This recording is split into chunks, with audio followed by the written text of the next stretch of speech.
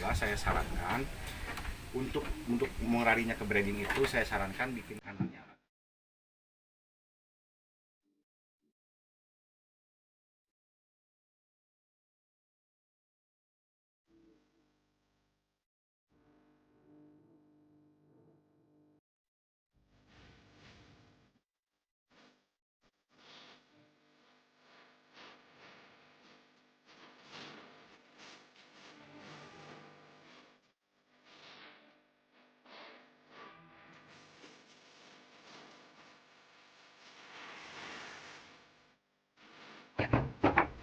Oke, hari ini saya berada di Kabupaten Garut, tepatnya di wisata domba Wisdom di Desa Rancabango.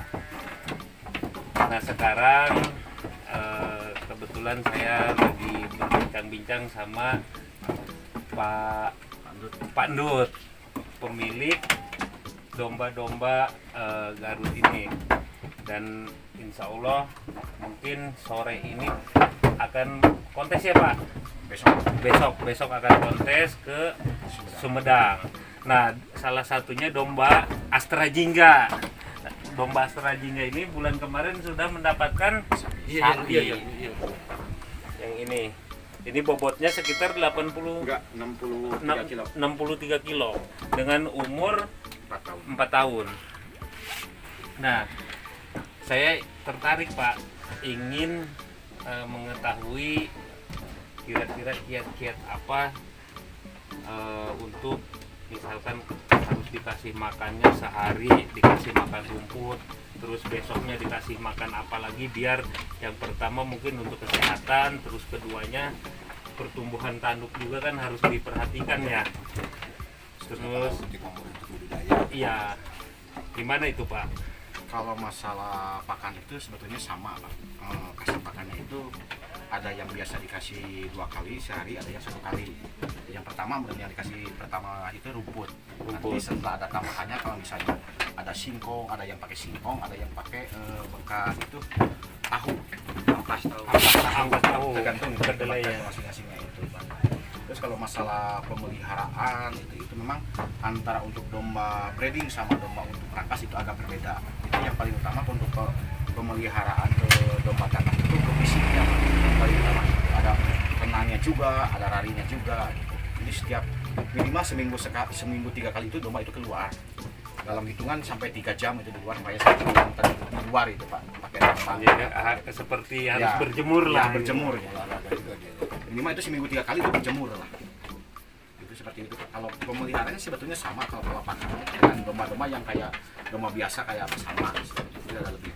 Apa misalkan ada makanan tambahan seperti kayak jamu, terus apa kayak telur gitu, suplemen itu? Kalau itu mah tergantung, ada yang pakai ada yang enggak. Kalau saya nggak pakai. Nggak pakai ya. Saya full ini rumput hijauan sama paling tambahannya sama singkong. Kebutuhannya kalau untuk rumput hijauan bisa per hari. Ini rata-rata ini per 1 ekornya 3 kilo sehari. 3 kilo. 3 kilo ya. Kalau untuk singkongnya itu maksimalnya itu paling banyak itu setengah kilo. Paling itu kalau singkong mah asal ada aja setiap hari gitu. Setiap hari snack lah ya. Biasanya Pak Ndut memilih atau memilah domba untuk apa yang kayak domba tangkas ya? Domba tangkas itu misalkan dari begitu lahir apa sudah umur berapa bulan gitu?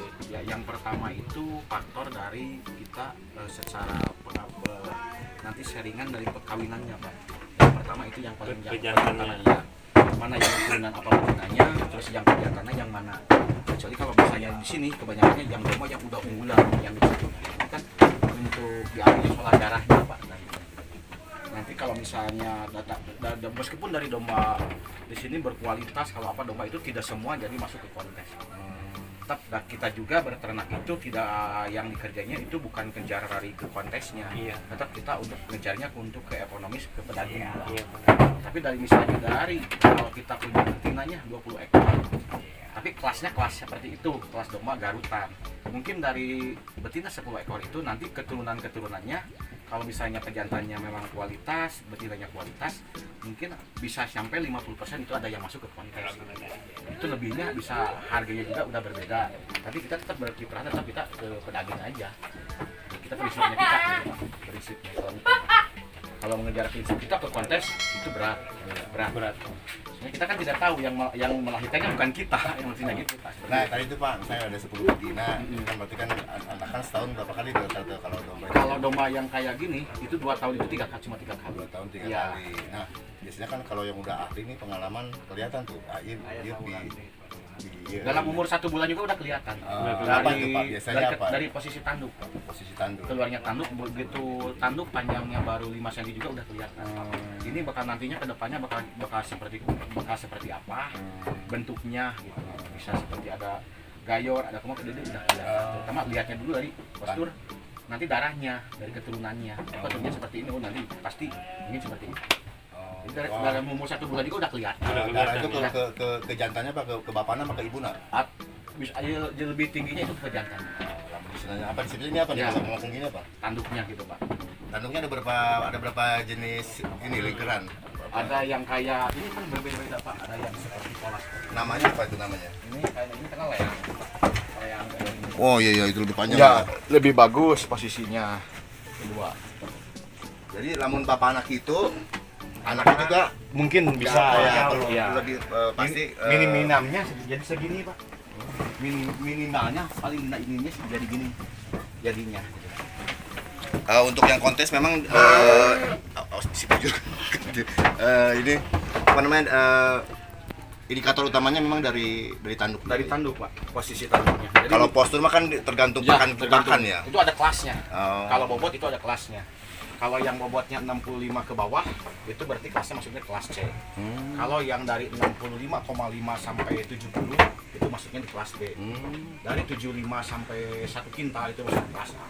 Berarti kayak tinju Ya, ada kelas jadi nggak boleh. ada kelas senior. Jadi nggak boleh. Jadi dari dalam pertandingan itu kontes itu misalnya ini dengan yang ini jangan lebih dari 5 kilo timbangannya. Kalau misalnya 5 kilo itu boleh ditandingkan tapi tidak ada penilaian di diskualifikasi. Maksimalnya itu 4 kilo tapi jarang ada yang berani kalau cuma 2 kilo sampai 3 kilo ada pasti berani bertanding. Nah tadi tangkas, kalau yang apa lagi satu lagi yang aduan itu apa sebutnya apa? Ya, aduan itu. Aduan. Kalau yang aduan apa istilahnya?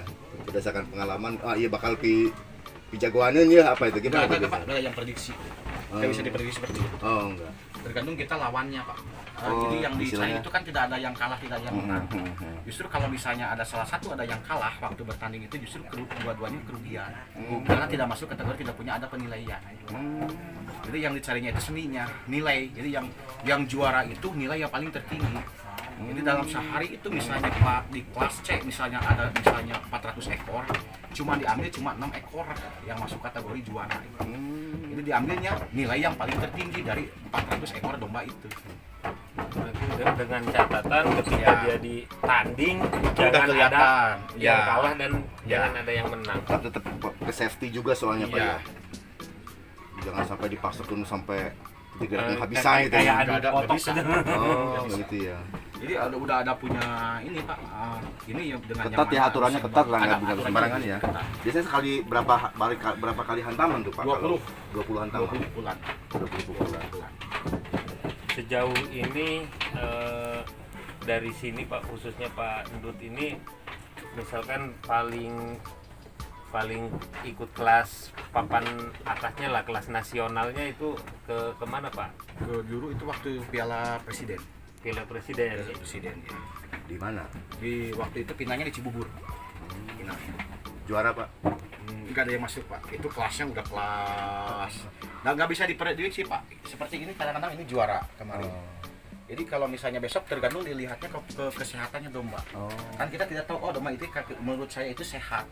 Tapi kan tidak tahu dia ada yang sakit tidak bicara kan. Iya. Kadang-kadang tidak mau berantem secara pemidangannya kemarin mah ini kadang-kadang waktu itu mah kurang. Gitu. Jadi tidak ada yang memprediksi domba ini bahkan setiap kali kontes itu nggak bisa. Bisa tampil fit gitu ya. Tampil fit gitu. Sekarang Pak Endut ini udah memiliki berapa ekor Pak yang khusus buat kontes? Yang sekarang udah siap tempur itu 8. 8 ekor. Ya, 8 ekor. Kalau yang masih calon cadangan itu ada 6 ekor. Nah, kalau secara ekonomisnya Pak, Ya. secara kita bicara ekonomisnya, ini untuk menutupi biaya perawatannya itu apakah kita ditargetkan ke hasil kontes atau Enggak, gimana, kalau misalnya itu mah itu namanya hobi Pak. Pak? Hobi ya? Ya, kalau hobi itu tidak ada yang untung, Pak. Ya, kalau kita udah bekerja larinya ke kontes itu larinya lebih 90% itu ke hobi, Pak, sebetulnya. Tapi kalau dianalisa, makanya mahalnya domba untuk tangkas itu di situ, Pak. Karena kos-kosannya lebih besar. Nggak bisa, misalnya saya ini beli domba 20 juta, terus dalam hitungan 2 bulan, payu 50 juta. Kalau secara hitungan ekonomi itu tidak ada untungnya. Karena perawatannya, Iya. saat kita ada kontes, berapa itu biayanya. Iya. Kalau dihitung dikembalikan kita ke ekonomis.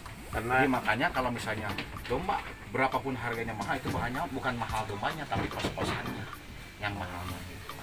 Yang namanya hobi tidak ada yang untung kan Pak. Cuma kita yang ngambil dari setelah ternak itu hobinya menyalurkan hobi, tetap hobi berjalan. Tapi untuk peternakan yang ekonomisnya yang di sana, Iya. saya Pak. Yang Iya, breedingnya, subsidi silang subsidi lah. silangnya. Iya, iya. Memang harus begitu ya Pak ya. Gitu. Iya, iya. Nah, Jadi terus jangan ini Pak, sampai misalnya ini saya hobinya kayak seperti ada rombongan-rombongan Bapak ini cuma yang untuk saya breedingnya, artinya itu saya untuk breeding kan, nanti ada yang untuk penggemukan, ada yang larinya nanti ke pembibitan. Tapi suka ada yang nanya untuk domba Garutnya yang untuk takasnya mana? Tapi di saya ada di sini, gitu Pak, seperti itu. Pokoknya nah nanti kalau bisa ininya jadi Pak, kalau jantan apa. kan kebetulan di Kabupaten Lebak juga rencana akan mengembangkan ya dalam pengertian kita akan tambah populasi lah. Ya, Tahun ini juga diperkirakan sekitar mungkin bisa nambah sampai 500 ekor. ekor ya Pak Ndut ya. betul. Nah, tapi rata-ratanya di kita itu para petaninya petani pemula lah ya, dalam pengertian Betul. memang dia baru pegang Ya. domba tuh. Ya mungkin kalau bisa di-share Pak ilmunya untuk para pemula ini apa sih supaya apa ya? Supaya memang bisa berhasil gitu untuk khususnya untuk breeding mungkin Breeding, Pak. ya. breeding, ya. Nah memang betul Pak, meskipun misalnya nanti Bapak mau ngambil domba khusus untuk domba garutan lah. Garutan itu kita tetap radinya kita untuk pedaging lah. Iya. Bersih kerasnya kita pedaging nggak ada. Kalau untuk radinya nanti ke tangkas itu nomor belakang lah Pak. Tapi kalau misalnya ngambil berkualitas bibitnya seperti garutan, samalah kualitas seperti ini. Kita breeding. Tapi dalam hitung-hitungan nanti begitu lahirnya itu ada yang masuk ke pedaging, ada yang masuk nanti ke Iya. untuk ke tangkas Iya. juga. Kalau misalnya lebih ininya masuk ke petangkas itu di luar dugaan kan untuk petani Ya. yang untuk petani Bonus itu makanya bonus ya. ya. Misalnya harga umur 3 bulan itu kalau untuk pedaging paling kisarannya angka 1 juta lah. Kalau untuk pedaging antara 1 juta lah umur 3 bulan. Tapi kalau untuk tangkas itu bisa nyampe 3 juta, bisa nyampe 4 juta. Itu bonusnya hitungnya Pak. Jadi dari 10 bibit itu ada 3 juga udah ketutup gitu Pak keinginannya gitu. Terus seperti itu Pak. Kalau misal berternak kita mau ngejual ke kontes itu berat. Berat. Iya. Tapi kami hanya dasar pengalaman, apalagi dari peternak-peternak baru, tetap kami nyarankan untuk breeding Pak. Iya, Jangan sampai ada kandang untuk yang pertama itu kandang satu-satu seperti ini. Karena untuk tingkat keberhasilannya, untuk kehamilan sampai ke melahirnya itu berat. Karena kenapa? Dikembalikan lagi ke perawatannya, ke peternaknya sendiri. Itu harus betul-betul kalau kandang satu-satu gini harus sudah betul-betul orang peternaknya, perawatnya udah betul-betul mengerti betul. Iya. Kapan dia sirkusnya dombanya itu kalau bisanya satu-satu, oh betul ini tuh udah siap, udah pingin kawin dikawinkan. Betul dikawinkan dalam hari itu. Tapi siklus itu dalam 21 hari dia kadang-kadang dia pingin ada birahi lagi. Kalau tidak tersalurkan, Iya, iya. mungkin dia waktu Iya. yang kemarin dikawinkan juga tidak akan Iya. hamil. Kerugiannya peternak selama 5 bulan menunggu padahal dia tidak hamil. Tapi kalau sistem breeding itu aman Pak. Jadi kita tinggal melihat, mengecek aja, ngasih pakan, ngecek kesehatan domba, keamanannya domba, udah selama 3 bulan udah diambil jantannya.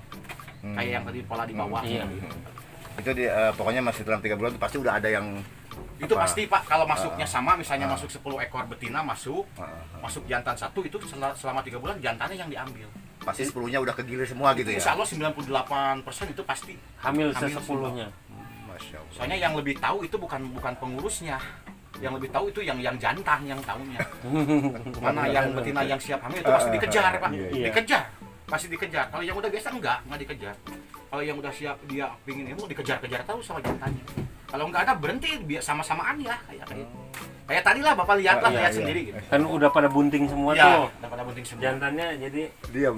diam. Makanya kami bikin konsep kandang seperti itu Pak, yang satu di bawah, yang satu di atas. Jadi Nanti seandainya ada orang-orang yang seperti kayak rombongan bapak ini, nanti mana yang kalau kandang pola yang di bawah ini lebih kos-kosan, kandangnya lebih murah, kalau yang di atas itu memang lebih mahal, tapi kelihatannya mewah. Tapi kalau kayak hop lah kayak luar negeri gitu pak, tapi yang di bawah itu kayak kalau dilihat itu kayak luar negeri, tapi lebih murah kos-kosan. Nah, kalau Bapak sendiri sekarang untuk yang breeding ada berapa ekor, Pak? Itu hampir 500 ekor. 500 ekor. 500 ekor.